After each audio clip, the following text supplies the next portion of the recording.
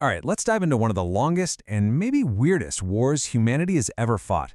It's a war that's been going on for more than 50 years, and honestly, it's happening right under our noses. This is a story about a parasite straight out of a horror movie, a truly wild idea to fight it, and a battle that, you'll see, we just can't afford to lose.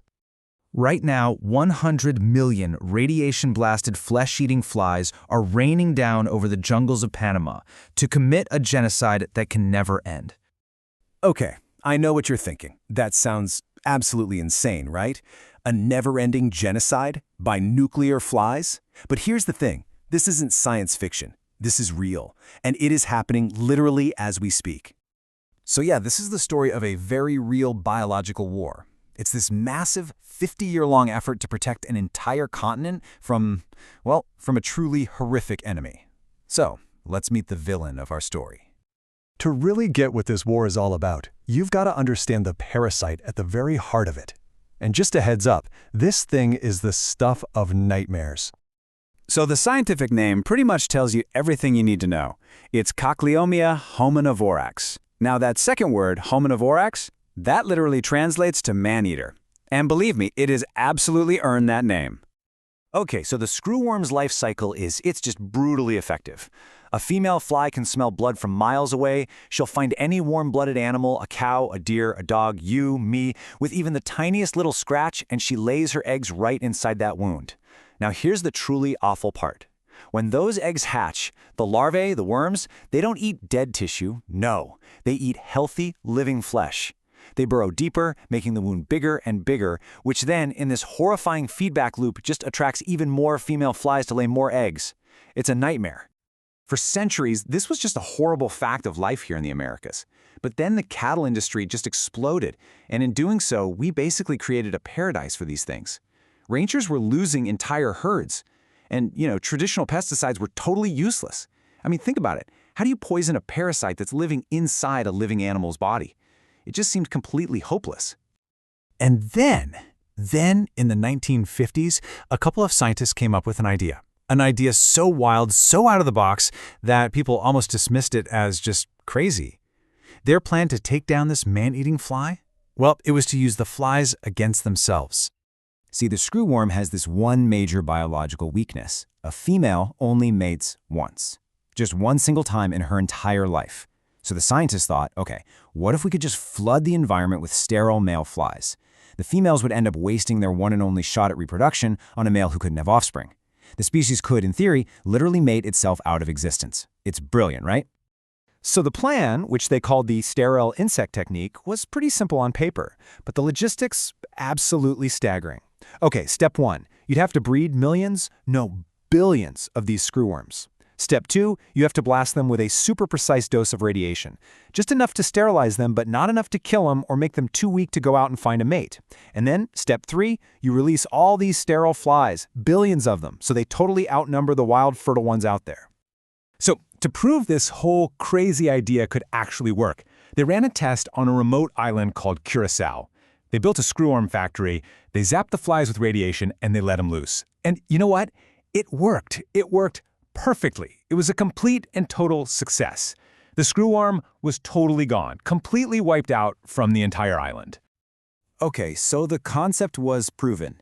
It was time to scale up. Big time. This was the start of an unprecedented biological war, with the goal of pushing the screwworm south, pushing it out of the United States, then out of Mexico, and then out of Central America for good. And when I say scale up, the sheer scale of this operation is it's hard to even wrap your head around. To give you some perspective, just one factory, a single plant down in Texas, was churning out and sterilizing 150 million flies, not a month, every single week. So what does it take to raise that many flesh-eating flies? Well, get this. That plant in Texas was going through 70 tons of meat and 12,000 gallons of blood every week. They'd blend it all into this disgusting slurry that was kept warm to trick the larvae into thinking they were inside a living animal. And the smell was so bad that airlines at first refused to even carry them. They had to spray the transport boxes down with cologne just to get them on the planes. Can you imagine? But this massive, and let's be honest, kind of grotesque effort, it totally paid off. Over the next few decades, the program just pushed that screwworm line farther and farther south. It was like this slow, steady wave of victory. First they cleared Florida, then the rest of the US, then all of Mexico, and then down through Central America. It was just an unbelievable win for science and for humanity. Then, in 1988, the program faced its biggest test yet. The screwworm somehow hitched a ride out of the Americas and turned up in Libya. This was a nightmare scenario. It threatened to spread all across Africa and the Middle East, where the potential suffering was just incalculable. But in this absolutely incredible effort, they flew stereo flies all the way from Mexico to Libya, and they stopped the invasion cold in just 4 months. But here's the thing. The screwworm still holds South America, and trying to eradicate it from the massive Amazon rainforest, it's not going to happen. It's not feasible. So the strategy had to shift. Instead of eradication, it became about containment. The new goal? Build a permanent biological wall to keep that parasite from ever moving north again. And that wall, it exists today, right at the narrowest point of the Americas, Panama. There's a high-tech factory there that runs 24/7, just pumping out 100 million sterile flies a week. And every single day, planes fly in this super precise grid, dropping the flies to create an invisible biological barrier.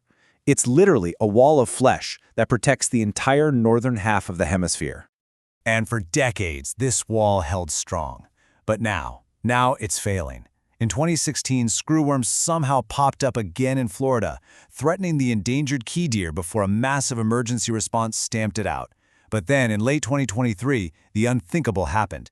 The wall in Panama was breached. A huge outbreak is now spreading like wildfire through Panama and Costa Rica. It's even reached Mexico. Officials aren't mincing words. They're calling it a real biological emergency. So after more than half a century of what can only be called incredible success, humanity is suddenly on the back foot again, fighting this horrifying parasite. The factories are running at max capacity, the planes are flying nonstop, but the enemy is just relentless. This is a war we absolutely cannot afford to lose.